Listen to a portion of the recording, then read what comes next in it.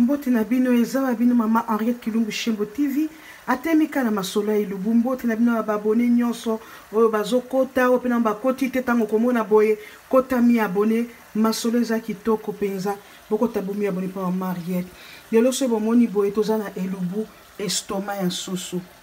Bomoni estoma ya soso mpino sebi estoma ya soso. Mosusu yango wana deja natiaki na moto kuna nasangisaki yango na poivron mpe banda deja kobela po te naza loboko moko tokomi deja butu makasi na komoka pongi. L'essentiel bomona ke eza ba estoma ya soso yango natikaki mpo bomona yango wana eza na moto na kati estoma na biso tokotia ai tokateli poivron tokotia mwa spice na biso wana jimbo tokotia citron na lakisa bino deja la citron et les capete excuse me olimbisi ok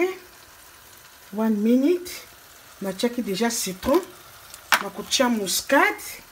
po eza soso po pesa mwa solo muscade yango wana déjà batuta tokotia moke ekoki ya koleka te tokotia jimbo na biso moke po epesa mwa gu moke kaka moke totie jimbo na biso tokozwa oyo etikalaki mpona présenter bino ke tozolama te estoma ya soso yango na ai yango oyo estoma ya soso moto nyonso ayebi yango alingaka yango zeze tozobwaka yango na kati ya nzungu wana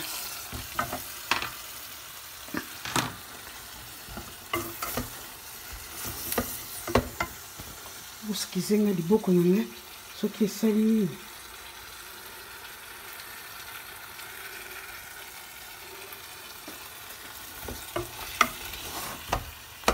yango wana ezobela na moto totia oyo totiaki ya sika yango wana na poivron tobwaki yango tozokalinga yango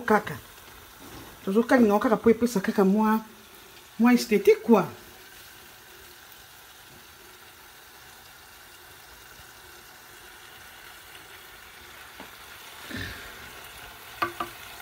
Yango tozokalinga estoma soso mpona kotia na simon lakisi na présentation yango wana. Après awa tokotia matungulu na kataki yango déjà aron soko lingo kata ndenge na yo ndenge lingo kata matungulu okati na tiango po ebela nango na kati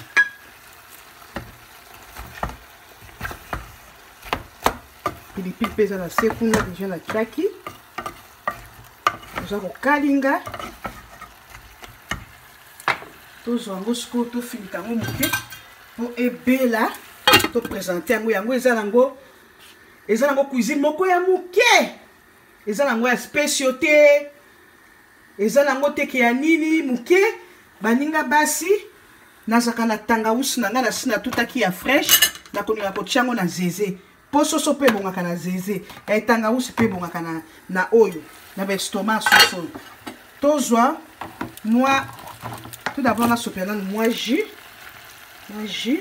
o tangawusi po babengi ginger liboko moko nakozwa mwa ndambu na tie pe tangawusi po epesa mwa chilengi po eza soso epesa gu soso elingaka na tangawusi baya mwasi totie pe tangawusi moke po esala bien oyo eza baestoma soso po etika na solo azei te ya soso ya baestoma totie pe tangawusi na kati topesa yango minute tofinika ebongo ebela.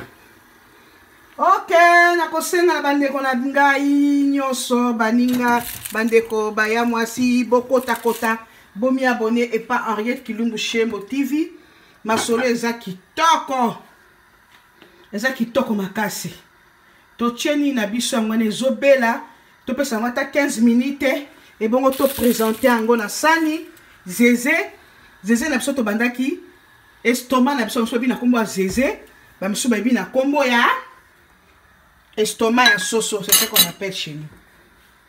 Estoma na biso ya soso oyo tosokolaki yango bien na sokolaki yango na ma ya moto po elongola mwa zei. Tana sokola yango na ma ya moto nakate na tiango na nzungu na kati poivron na nga na mike na moulayi te me na mike ezalaki neti kosangisa boye rouge na vert na bwakeli yango na motemba ba estomac ya soso na biso natiaki mwa spice na biso na jimbo oyo mpenza eloko ya publicité mpe bakofuta nge eloko te funa bombaka kombo natie mpe mwa muscade natie mpe mwa citron mpo eza soso mpo na zei natiaki mpe mwa ai na matungulu nakatelaki matungulu eza bateka meme bomoni ke natiaki matungulu